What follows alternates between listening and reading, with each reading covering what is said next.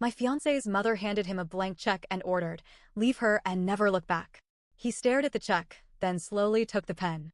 I felt my heart shatter until he signed something that made her collapse screaming, "You traitor."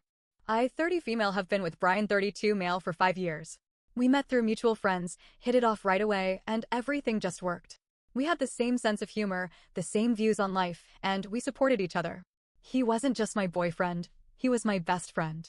But his mom, Margaret, hated me from the moment we met.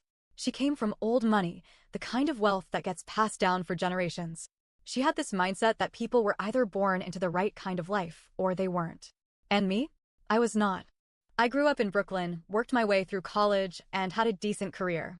I was doing well for myself, but in Margaret's eyes, I was nobody. She never said it outright, but her little comments made it obvious.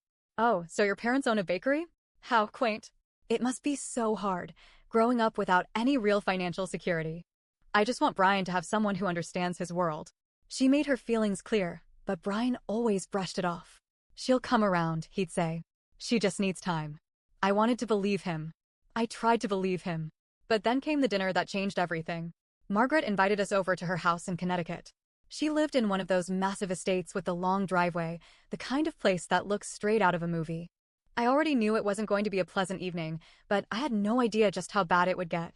We sat in her decorated dining room, surrounded by antique furniture and paintings of people who looked like they hadn't smiled in 100 years. Margaret poured herself a glass of expensive wine, looking way too pleased with herself. Then, without warning, she slid a checkbook across the table. A blank check. "Brian, let's be practical," she said. "You're making a mistake. But I'm willing to make this easy for you." I felt my stomach drop. "Write down any amount you want. Take the money, leave her, and never look back."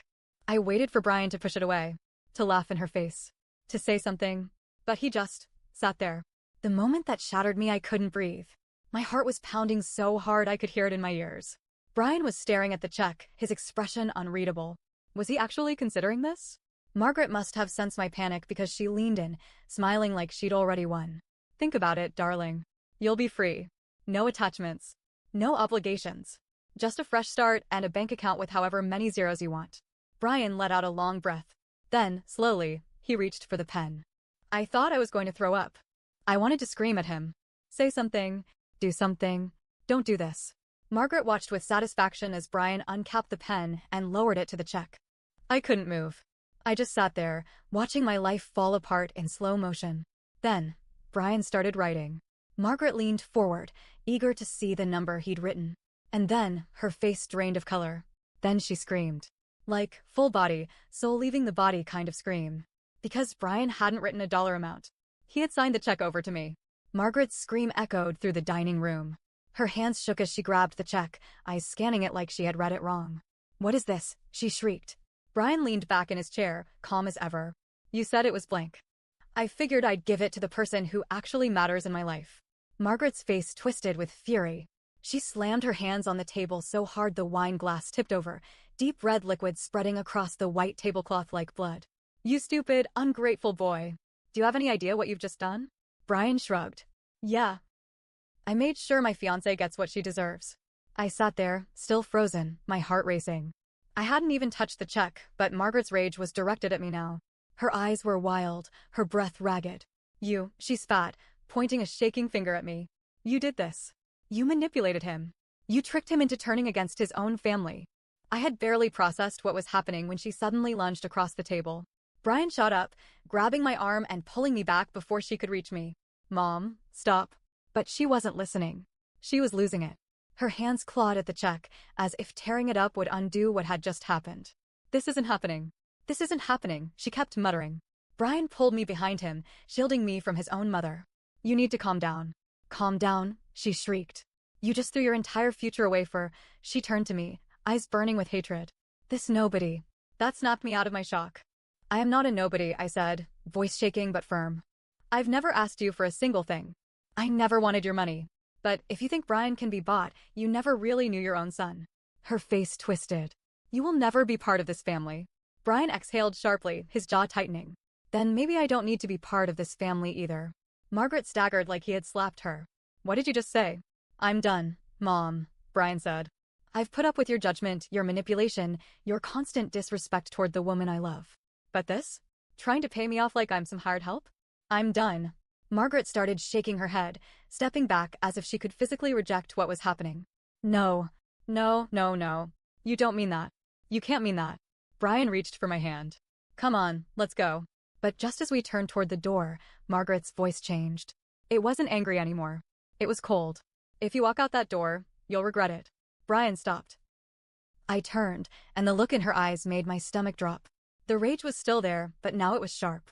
Calculated. She wasn't just mad anymore. She was planning something. You think you can just walk away from me? Margaret said, voice low. You think you can defy me and everything will be fine? Brian didn't answer. He just tightened his grip on my hand.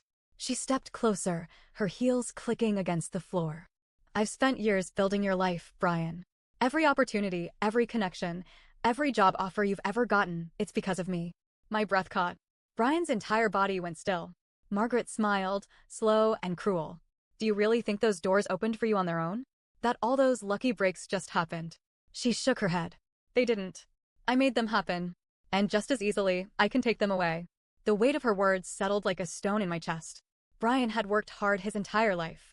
But now I was starting to wonder how much of his success had been his. And how much had been Margaret pulling strings in the background. Brian let out a small, humorless laugh. So what? You're going to blacklist me? Make sure I never work again. Margaret's smile widened. Watch me. And I believed her. This wasn't just a tantrum. This was a threat. And Brian knew it too. His expression darkened, his knuckles white as he clenched his fists. But then, Margaret wasn't done. She turned to me. And what she said next made my blood run cold. And as for you, sweetheart, you might want to check your job too. Because I have friends everywhere. And if you think for 1 second I won't use them, I didn't let her finish. I dare you. The words left my mouth before I even thought about them. Margaret blinked.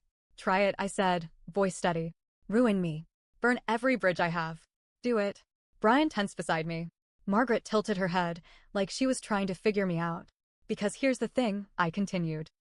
You've spent your whole life controlling people. But you have no control over me. And if you come after me, I promise you, I will make sure the whole world knows exactly what kind of person you are. Silence. Then Margaret laughed. A quiet, amused little sound. We'll see about that. And that was when I knew. This fight was just beginning. Margaret didn't come after me right away. For the next week, everything was quiet. Almost too quiet. Brian and I kept waiting for the other shoe to drop, but it didn't. We tried to move on. We focused on wedding planning, on work, on anything but the fact that Margaret had declared war on us. Then, it started. The first sign was small. One morning, Brian checked his email and found that a promising job interview he had lined up with a major firm had been mysteriously canceled. No explanation. Just a polite, we've decided to move forward with other candidates message. Odd, but not proof of anything. Then, 2 days later, his company, the one he'd been with for 6 years, suddenly restructured his department. Brian was laid off. Just like that. No warning. No severance. And the timing? Way too convenient. I wanted to believe it was a coincidence. I needed to believe that. But then my own job started feeling off. I worked in project management, and I'd always had a good reputation. But suddenly, my boss, who had never had issues with me, was nitpicking everything. My projects were reassigned. Meetings I was supposed to be in were canceled. Emails I sent weren't getting responses. Then, one morning, I came into the office and HR was waiting for me. They fired me. Not laid off. Not a gentle push-out. They outright fired me. The reason? They said I'd violated company policy. When I asked what policy, they wouldn't answer. I sat there, stunned, as they handed me my final paycheck and a non-disclosure agreement. I knew this was Margaret. She hadn't been bluffing. Brian lost it. He went straight to his mother's estate. I wanted to stop him, but I also knew he needed to do this. I followed, waiting in the car just in case things got ugly. I could see them through the window yelling. Brian was furious. I had never seen him like that before. He was pointing, pacing, his whole body tense. Margaret, on the other hand, was calm. That scared me more than anything. Then, Brian stormed out. He got in the car, face red, breathing hard. I waited, but he didn't say anything. He just gripped the steering wheel so tight his knuckles turned white. Finally, he spoke. She's trying to wipe me out completely. She said she's just getting started. I swallowed hard. What does that mean? Brian exhaled, shaking his head. She's going after my credit, my accounts, everything. I stared at him. She can't just do that. Brian let out a bitter laugh. You'd be surprised. She still has access to my financial records from years ago. She's calling in favors. She said if I don't fix this, she'll make sure we don't have a cent left to our names. That night, we got home to find a letter taped to our door. No return address. No signature. Just a single piece of paper with typed words. Call off the wedding and this all stops. I felt my stomach drop. She had someone come to our house, I whispered. Brian clenched his jaw. This is a threat. It wasn't just about money anymore. Margaret was sending people. Watching us. Leaving warnings at our front door. That was when I realized this wasn't just about me anymore. Margaret wasn't just trying to break us up. She was trying to ruin us. And I had no idea how far she was willing to go. The night after we found the letter, neither of us slept. Brian was pacing, his hands in his hair, muttering curses under his breath. I was sitting on the couch, staring at the letter like it might set itself on fire if I looked at it long enough. We need to do something, I finally said. Brian nodded, but I could tell his mind was spinning in 1,000 directions. She's watching us, he said. She's making moves faster than we can react. I exhaled. Then let's stop reacting. Let's hit her first. Brian's head snapped toward me. What? She thinks she's untouchable. But there has to be something she doesn't want people to know. Brian went still. Then, slowly, his face changed. His expression darkened, and for the first time in this entire nightmare, I saw something close to determination in his eyes. I think I know exactly where to start. Margaret's entire life was built on image. Wealth, power, connections. She had spent decades crafting a reputation of being untouchable. But Brian knew something. And that something was about to blow everything apart. A long time ago, when Brian was in college, Margaret had a huge scandal buried. One that involved fraud. Brian never had the full story, but he remembered his mother panicking when someone had accused her of manipulating charity funds. One of her friends had taken the fall, but Brian always suspected Margaret had pulled the strings behind the scenes. We started digging. And what we found? Worse than we expected. Margaret had been running multiple shady philanthropy projects where she funneled money into private accounts. Money meant for children's education programs, medical research, gone. We weren't just talking about tax fraud. We were talking about embezzlement. If this got out, it wouldn't just ruin her reputation. She could go to prison. Brian and I waited for the right moment. Margaret was hosting a massive charity gala in New York, the kind of event filled with politicians, CEOs, and media outlets. It was her night to shine, which made it our perfect opportunity. We arrived dressed to kill. Margaret didn't know we were coming, but when she saw us walking in, her expression twitched. Then she smiled. How cute, she said, swirling her wine glass. You two came to beg, didn't you? Brian didn't smile back. He handed her a folder. Margaret took it, raising a brow. Then, as she flipped through the pages, her face drained of color. Brian leaned in. Call off your war, Mom. Or I send this to every major news outlet in the country. Margaret's breathing became shallow. Where did you get this? Brian smiled. Let's just say, having connections works both ways. I expected her to scream, to lash out, to call security. Instead, she laughed. A low, bitter laugh. She tossed the folder on the table and downed her wine. Then she looked at Brian, eyes dead cold. You really think this makes you the winner? Brian didn't flinch. I think it makes you finished. Margaret exhaled, shaking her head. You have no idea what you've done. Then she walked away. Just like that. No final threat. No dramatic exit. Just silence. The next day, the news broke. Brian sent everything to an investigative journalist, and by noon, Margaret's entire world started crumbling. Her donors pulled funding. The board of directors at her charity announced a formal investigation. And then, the feds got involved. The last time I saw her was on the news. Leaving a courthouse. Reporters shouting her name. Face pale, lips pressed together so tightly I thought they might disappear. She wasn't arrested. Yet. But it was only a matter of time. She didn't call Brian. Didn't try to fight back.